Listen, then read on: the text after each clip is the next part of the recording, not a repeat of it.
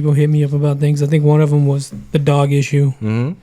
Let me actually read it. All right. I know. I have people sent me a lot of. I just had like a series of things that Cool. people had Let's do it. This is the part I like. Because like I told our guest last week, Tony. I had told him, I was like, I really take this platform seriously, and I get that the big issue with like change not really happening is like there not being a lot of voters, and there comes like a lot of skepticism, behind that and stuff. So it's just like, if this is going to be like your deciding factor of like if it's even important, like let me ask these questions for y'all. Yeah, you know what I mean?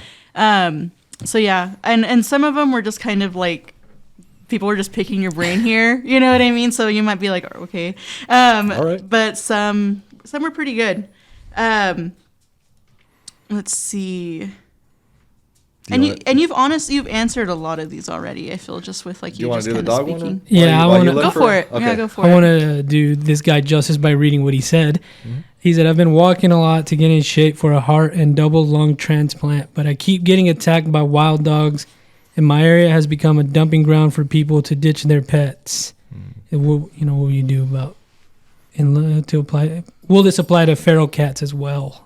Yeah, so my plan for the loose dogs and loose cats issue is first and foremost we have to expand our animal control facility. So it was built in 2011. We've already expanded it once since then, and we need to expand it again. Now, there's some debate about how big does that need to be, because in the animal services world, there's an idea that is sort of standard practice that you can't really just build a huge warehouse and you're able to put more and more dogs, right? Like that doesn't necessarily fix your problem.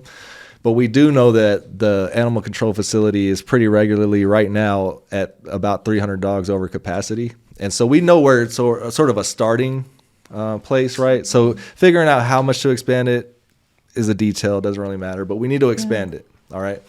Because you're going to add this second piece, which we don't have right now. And that second piece is we don't have proactive animal control officers patrolling the streets and getting animals off the streets. So we need at least one of those for every district. So 6 of those. And their only job is to patrol their district every day and get animals off the street. Now, that strays and animals that are owned by people. So if you let your dog get out all the time, it's going to get picked up. But there's a reasoning behind that, right? Because your tiny little dog that's running around in here, that might be fine. It's my boy. Right. If he gets out, that's fine, right? But what if it's somebody's big pit or some bigger dog that's like not as friendly and can do some real damage, right? That becomes a public safety issue. And so they need to be picked up. And then you need to make that a pain, right? When they go down there, we have a fee structure now, but there's like no structure to it. It's $0 to $94 you can be charged, something like that. We need to standardize that. So like maybe the first time it's like a parking ticket, right? $35, whatever. You pay it, get your dog. Some people have also suggested that when you go pick up the dog, that they make sure that you have it spayed or neutered, because that controls if your dog does get out, that it can't get another dog pregnant or get pregnant, right? And create more dogs that then add to the system.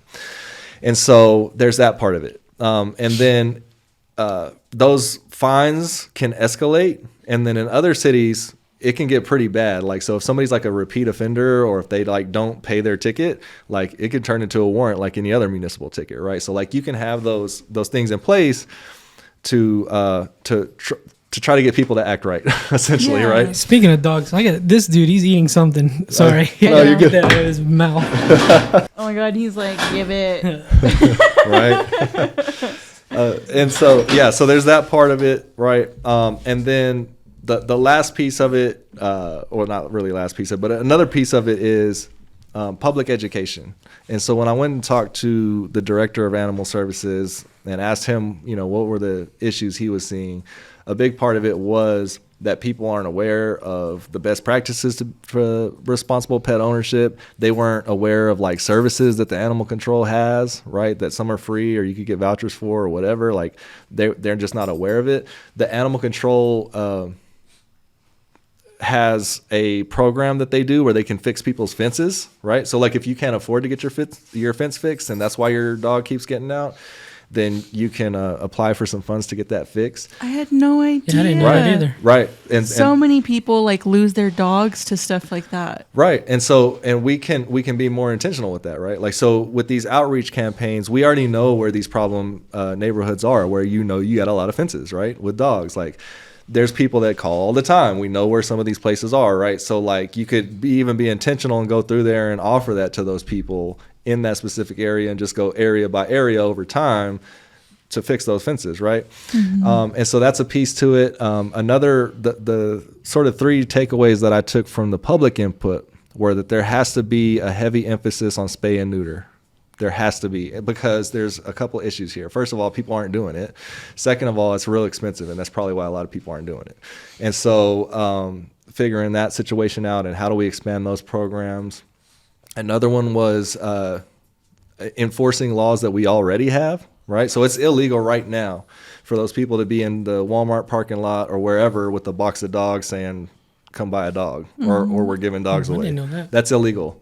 But we don't have the enforcement happening, right? That's supposed to be LPD and animal control, and we don't have that enforcement happening. So there's other things too. So we need to make sure that those things are enforced correctly. And then you have the other sort of third takeaway I got from people was a part I wasn't even aware of, backyard breeders, or what they call puppy mills. So there's people who intentionally just let a dog get pregnant a bunch and sell the puppies, like, as a business. Obviously, there's a whole bunch of problems with that, right? And so that's the issue with the dogs. The piece with the cats, we have one organization that does what's called trap, neuter, and return for stray cats. They do that for our cats. Shout out to them. Right. So Cats Alley Cats, yep, shout out to them. And so they're the only organization here doing it, and the city of Lubbock itself needs to be involved in that activity.